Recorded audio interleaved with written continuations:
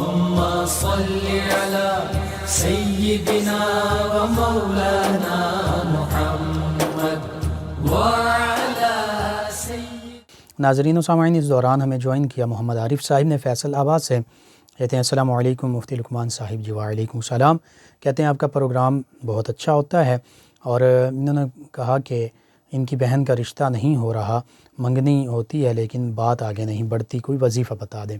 جس کے لیے میں عرض کرتا ہوں، آپ اپنی ہمشیرہ سے کہیے کہ وہ روزانہ سورہ آل عمران کی آیت مبارکہ 9 اس کو کثرت سے پڑھیں، اور خصوصاً جمعۃ المبارک کے دن 313 مرتبہ اس کو پڑھیں۔ ربنا انک جامع الناس لیوم لا ریب فیہ ان اللہ لا یخلف المیعاد، اس کو 313 مرتبہ جمعۃ المبارک کے دن اول آخر 11 مرتبہ درود پاک یہ پڑھیں، اور ساتھ یا مسبب الاسباب یہ پڑھتے رہیں، درود پاک کی کثرت کریں، انشاءاللہ اللہ تعالیٰ بہتر اسباب پیدا فرما دے گا۔ اور اگر باقی گھر والے بھی ہو سکیں تو 20واں پارہ اس کے شروع میں ہی غالباً تیسری آیت بنتی ہے، امن یجیب المضطر اذا دعاہ ویکشف السوء عنکم، یہ آیت مبارکہ جو ہے 20ویں پارے کی غالباً تیسری آیت کریمہ ہے، شروع میں ہی 20ویں پارے کے پہلے رکوع میں امن یجیب المضطر، یہاں سے اس کو کثرت سے پڑھا کریں گھر والے، انشاءاللہ اللہ تعالیٰ بہتر اسباب پیدا فرما دے گا۔ حق نواز صاحب ہیں، یہ کہتے ہیں السلام علیکم مفتی صاحب جی۔ وعلیکم السلام۔ کہتے ہیں میرے چہرے پر گرمی دانے نکل آئے ہیں، کوئی علاج یا وظیفہ بتا دیں، شکریہ۔ جی میں عرض کرتا ہوں، علاج ایک تو آپ معالج سے بھی رجوع کریں، دوسرا گرمی دانے گرمی ہی کی وجہ سے نکلتے ہیں، معدے وغیرہ کی، جگر کی گرمی کی وجہ سے، تو خوراک میں آپ تبدیلی لائیں، اپنی خوراک جو ہے وہ بہتر کریں اور علاج کروائیں۔ اور وظیفے کے طور پر میں یہ عرض کر دیتا ہوں کہ آپ یا سلام اس کو کثرت سے پڑھیں، انشاءاللہ اللہ تعالیٰ شفا عطا فرمائے گا۔ یا شافی الامراض بھی اس کے ساتھ ساتھ آپ پڑھ سکتے ہیں۔ محمد سعید رضا صاحب ہیں، کہتے ہیں السلام علیکم ورحمۃ اللہ وبرکاتہ جی۔ وعلیکم السلام ورحمۃ اللہ وبرکاتہ۔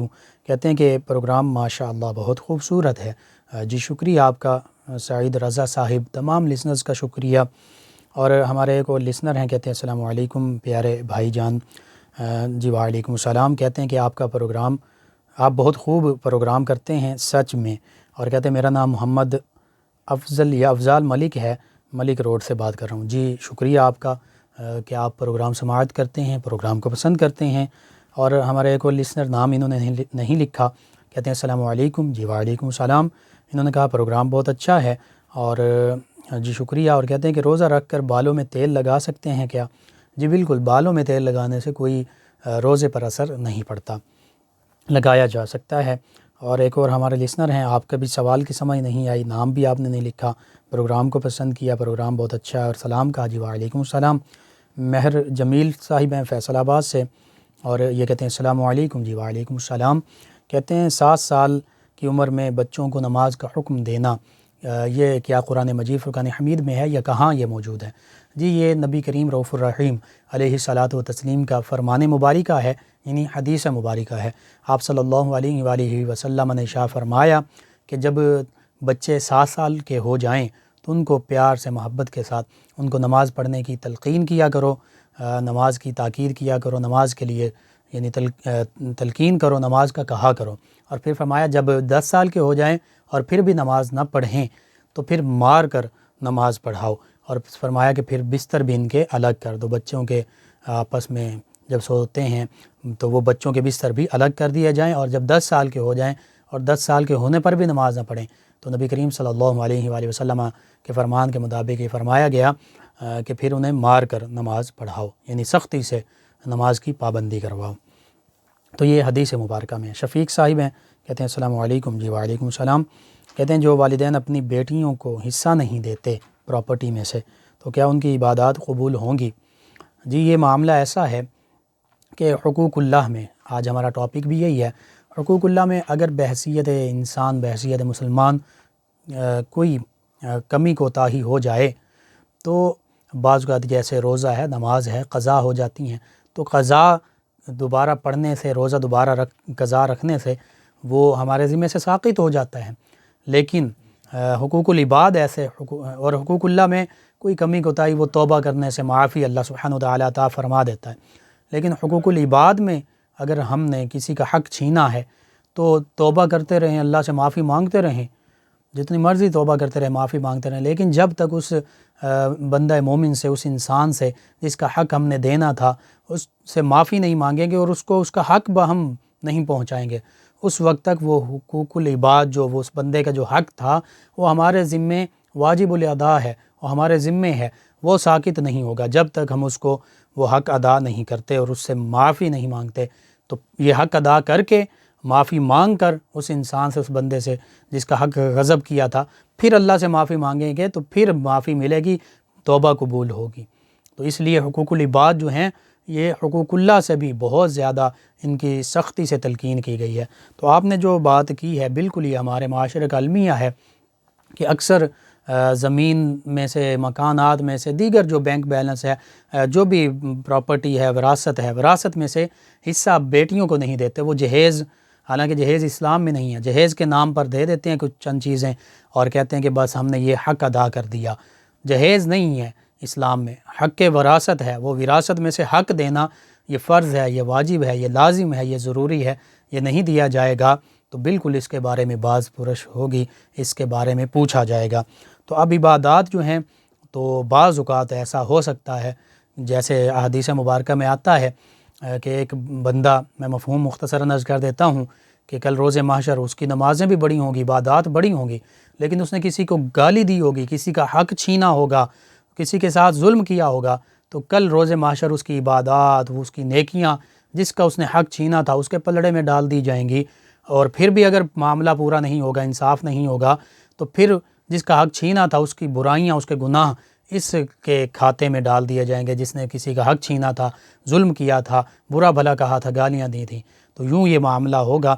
تو آج اگر ہم حق نہیں دیتے تو کل روز محشر تو وہ انصاف کا دن ہے، اس میں پھر یوں حق دینا پڑے گا، یوں پھر اپنی نیکیاں دینی پڑیں گی اور اس کی برائیاں، گناہ جو ہیں جس کا حق چھینا تھا وہ اس کے پلڑے میں ڈال دیے جائیں گے۔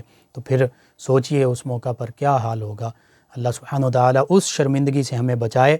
آج ہمیں چاہیے کہ ہم جس کا جو حق ہے شریعت مطہرہ کی روشنی میں اس کو پہنچا دیں، اس کا حق اسے ادا کر دیں۔ امرین صاحبہ ہیں، یہ کہتی ہیں السلام علیکم۔ جی وعلیکم السلام۔ کہتی ہیں کہ میری صحت ٹھیک نہیں رہتی، ڈر بھی لگتا ہے اور بچے بہت تنگ کرتے ہیں۔ جی بچوں کے لیے میں یہ کہوں گا کہ آپ سورہ یاسین پڑھ کر پانی پر دم کر کے انہیں پلا دیا کریں، اور ڈر کے لیے، خوف کے لیے آپ آیت الکرسی کثرت سے پڑھیں، جتنا زیادہ سے زیادہ تعداد میں اول آخر 11 مرتبہ درود پاک اس کو پڑھیے، اور صحت کے لیے آپ سورہ فاتحہ اس کو کثرت سے پڑھیے، خصوصاً صبح فجر کی سنت اور فرضوں کے درمیان پڑھ کر اپنے اوپر دم کر دیجئے۔ انشاءاللہ اللہ سبحانہ و تعالیٰ شفا بھی عطا فرمائے گا، خوف اور ڈر سے نجات بھی عطا فرمائے گا، اور بچے جو بہت زیادہ تنگ کرتے ہیں اس سے بھی اللہ تعالیٰ آپ کے لیے بہتری کا معاملہ فرما دے گا۔ جی ناظرین و سامعین، آپ کے جو سوالات کے جوابات عرض کیے جاتے ہیں، آپ کو وظائف بتائے جاتے ہیں، آپ ہمارے یوٹیوب چینل یاد الہی سے ان کو ڈاؤن لوڈ کر کے دیکھ سکتے ہیں، سن سکتے ہیں۔ مختلف موضوعات پر جو رہنمائی موجود ہے اس سے رہنمائی حاصل کر سکتے ہیں۔ اس کے لیے آپ ہمارے یوٹیوب چینل یاد الہی، یعنی YAAD_ILAHI یوٹیوب چینل یاد الہی کو سبسکرائب بھی کیجئے، لائک بھی کیجئے، کمنٹس بھی کیجئے۔ ناظرین و سامعین، اس دوران افتخار صاحب نے ہمیں جوائن کیا، کہتے ہیں السلام علیکم۔ خواب میں پانی کا انہوں نے کہا جی اللہ مبارک فرمائے گا، پریشانی کی ضرورت نہیں۔ پتھر کہتے ہیں نام کے مطابق سے، جی اس کے بارے میں مجھے کوئی علم نہیں۔ ہاں میں یہ عرض کروں گا کہ چاندی کی انگوٹھی آپ پہن سکتے ہیں، یہ سنت مبارکہ ہے مردوں کے لیے چاندی کی انگوٹھی پہننا۔ جنید خان صاحب ہیں، کہتے ہیں السلام علیکم بھائی۔ جی وعلیکم السلام۔ کہتے ہیں آپ کا پروگرام بہت اچھا ہے، آپ کی آواز بھی بہت کمال ہے۔ جی شکریہ آپ کا۔ ذیشان علی صاحب ہیں، انہوں نے بہت ایک ضروری سوال پوچھا ہے۔ کہتے ہیں شادی کے بعد لوگ عام طور پر کہتے ہیں کہ جلدی بچے نہیں ہونے چاہیے، آپ کا اس بارے میں کیا خیال ہے؟ جی میرا کوئی خیال نہیں ہے، میں حدیث مبارکہ عرض کر دیتا ہوں۔ نبی کریم صلی اللہ علیہ وآلہ وسلم نے فرمایا کہ تم محبت کرنے والی اور کنواری لڑکیوں سے شادی کیا کرو، کنواری عورتوں سے شادی کیا کرو تاکہ بچے زیادہ ہوں۔ یہ مفہوم میں عرض کر رہا ہوں کیونکہ جب بچے زیادہ ہوں گے تو میں امت محمدیہ کی کثرت پر فخر کروں گا، تو یوں نبی کریم صلی اللہ علیہ وآلہ وسلم کا تو یہ فرمان مبارکہ ہے، اس کو آپ اپنے مد نظر رکھ لیجئے۔ لوگ تو جو کہتے ہیں کہتے رہیں، ہم نے اللہ اور اس کے پیارے حبیب صلی اللہ علیہ وآلہ وسلم کے احکام کو، تعلیمات کو مد نظر رکھنا ہے۔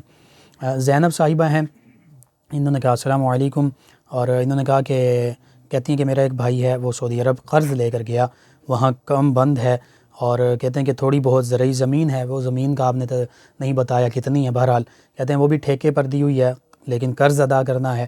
تو یہ کہتی ہیں کہ پوچھنا یہ کہ ویلفیئر سے کیا ہم راشن لے سکتے ہیں؟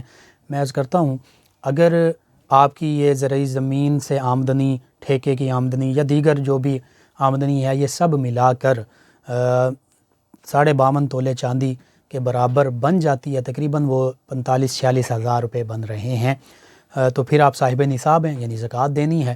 اور اگر یہ معاملہ نہیں ہے اور اس میں سونا چاندی گھر میں جو پڑا ہے اس کو بھی ملانا ہے، نقد رقم جو پڑی ہے، بینک بیلنس جو ہے، وہ یہ ساری چیزیں، سونا چاندی، نقد رقم، بینک بیلنس، ٹھیکے سے آنے والی آمدنی، یہ ساری ملا کر اگر یہ 45-46 ہزار کے قریب بن جاتی ہے، 45-46 ہزار بن جاتی ہے، تو پھر آپ پر زکوٰۃ واجب ہے، صاحب نصاب ہیں، پھر آپ زکوٰۃ کی مد میں کچھ نہیں لے سکتے یا صدقہ خیرات کی مد میں۔ لیکن اگر اس سے کم ہے تو پھر آپ بالکل مستحق ہیں، اور پھر آپ یہ ویلفیئر سے راشن لے سکتے ہیں۔ تو اب آپ کو اس بات سارے معاملے کا پتہ ہے، اس کے مطابق آپ دیکھ لیجئے کہ آپ مستحق ہیں یا نہیں ہیں۔ اور دوسری بات یہ ہے کہ اگر اس وقت آپ کے ہاتھ میں کچھ بھی نہیں ہے، چاہے زمین اور سارا کچھ معاملہ ہے، تو پھر بھی آپ مستحق بنتے ہیں، پھر بھی آپ لے سکتے ہیں۔ افتخار ڈوگر صاحب ہیں، نماز تراویح کے بغیر کہتے ہیں کہ روزہ رکھنا کیسا ہے؟ جی اگر تو مسافر ہے اور مریض ہے، شرعی مجبوری کے تحت روزہ چھوڑا ہے تو پھر کوئی مسئلہ نہیں، لیکن اگر عام طور پر چھوڑا ہے تو روزہ نہ رکھنا وہ ایک علیحدہ گناہ کا کام کیا، جان بوجھ کر اگر نہیں رکھا، لیکن پھر تراویح بھی چھوڑ دیں تو یہ دوسرا معاملہ ہو گیا۔ تو اس لیے اگر روزہ نہیں رکھا تو اس کی علیحدہ اس کا معاملہ ہے، لیکن تراویح پھر بھی آپ نے پڑھنی ہے، سنت ہے۔ اور روزہ رکھ کر جھوٹ بولنے والوں کے بارے میں جی نبی کریم صلی اللہ علیہ وسلم کے فرمان کے مطابق روزہ رکھ کر جھوٹ بولنا یا فحش گفتگو کرنا یا روزے کے منافی کام کرنا، تو فرمایا گیا کہ اللہ کو پھر اس چیز کی کوئی ضرورت نہیں، وہ بھوکا پیاسا رہا ہے لیکن روزہ نہیں، تو ان سے بچنا چاہیے۔ ناظرین و سامعین، کچھ ناظرین و سامعین کے سوالات اور نام رہتے ہیں، کل شامل کریں گے، پروگرام کا وقت ختم ہو جاتا ہے۔ اللہم صل علی سیدنا و مولانا